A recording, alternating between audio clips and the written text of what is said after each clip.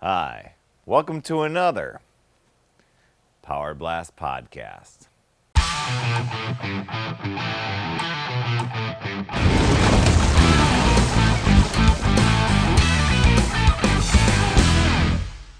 Hey everyone, wanted to share a little bit with you about a blog post that I did, 15 tips on achieving that lean body and then maintaining it. And I've talked to a few people that are doing a workout program, etc., and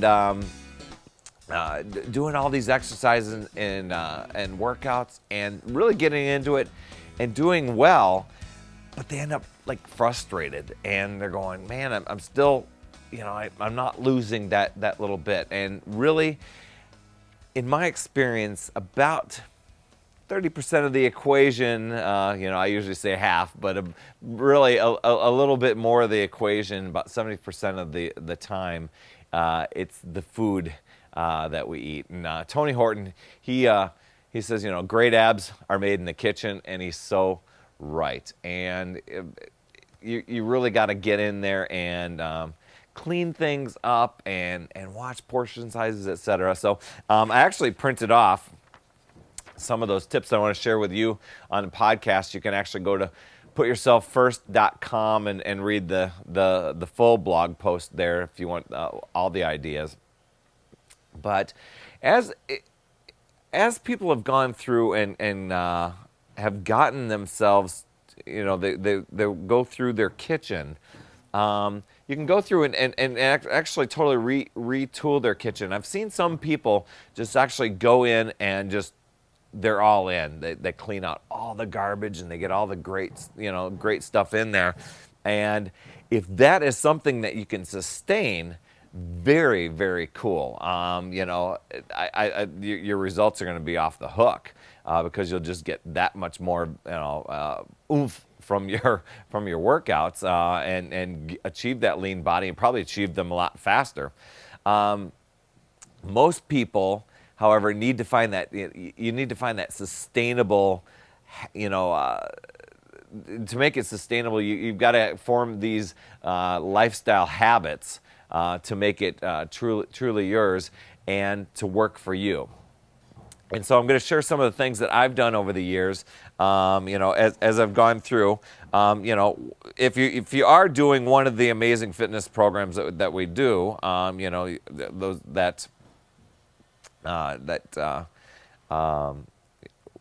workout variety, etc.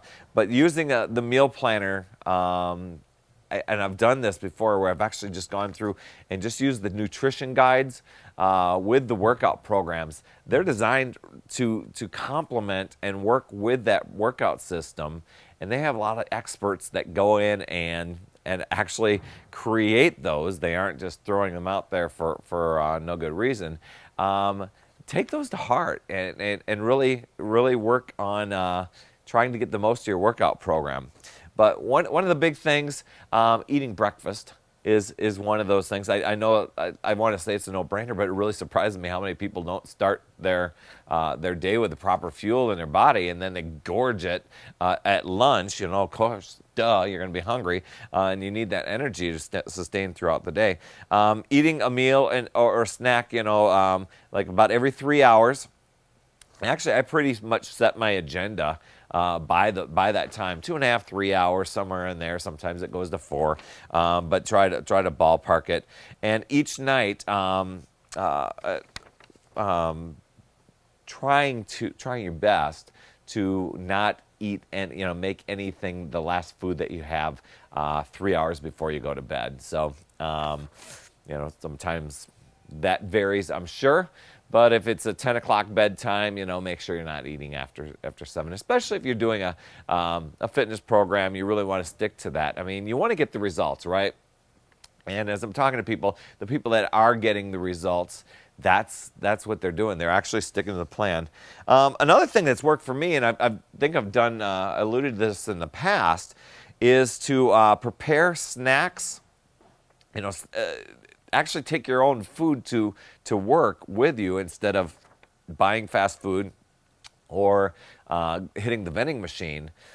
prepare those things in advance. Now, I used to take Sundays and make it my divvy up day, where I would bundle up what I was going to have for the week, and I would make like Glad containers, and I would actually take baggies and put in almonds or dried fruit or whatever, and those things went with me. It's very easy and very fast to do, to grab in the morning. So you got that convenience. But the other thing is it helped you stay focused and in control of your own eating, and kept you from going, oh my gosh, I got to run to McDonald's in the middle of the day. Yeah, maybe fast foods might have those healthy options. We all know the truth. You're not going to choose that anyway. When you're at the grocery store, try and shop the perimeter when you're inside that grocery store. That's where most of your healthiest foods are going to be located. If you're going up and down the aisles, chances are it's been processed some sort of way. And read those labels. Anything with that OSE on the end is probably sugar. Those sneaky sugars that get in there and actually add to your waistline. What are some other things that I've got on here? That word diet, I even find myself using it from time to time, and I'm never on a diet. I look at, what my eating plan is, what's my nutrition plan, what do I typically eat? I eat healthy. Sometimes my choices aren't the most healthy, but I know, if I keep that thing on, I'm not on a lifetime diet. Come on. There may be little mini pockets of time where I choose to have on a calorie restricted eating plan, but to say I'm on a diet, and then you feel like you're restricting yourself, and then your mind get in the mindset of, gosh, once I'm off this, and then you're going to dig back in and then gorge yourself and then get back to eat probably even worse than where you were. Get rid of that stupid word.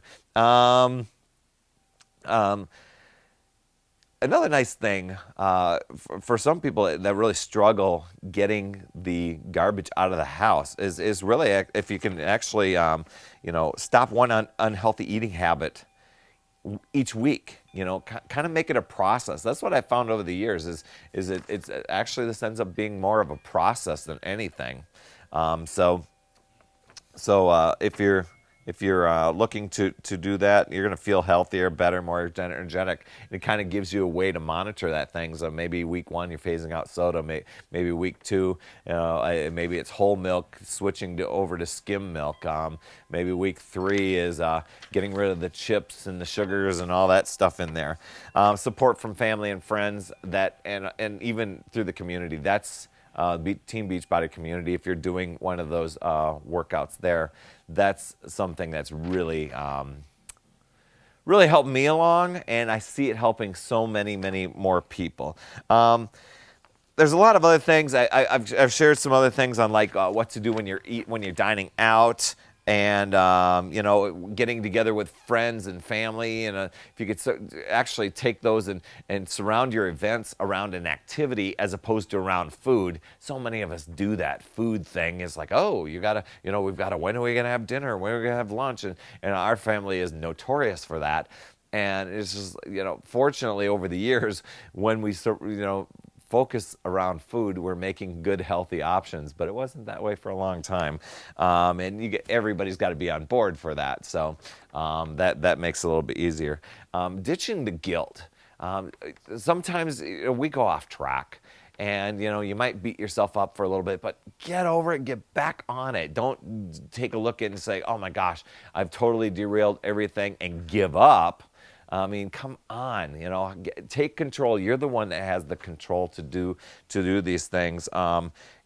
Just don't let those days of guilt pile up after, all the time. You are the one in charge.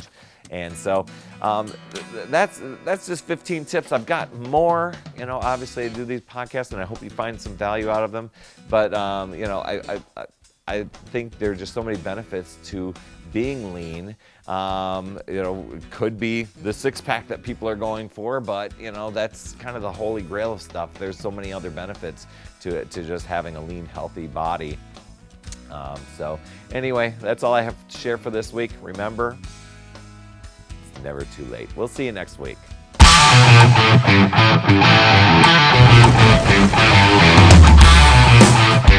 Bye.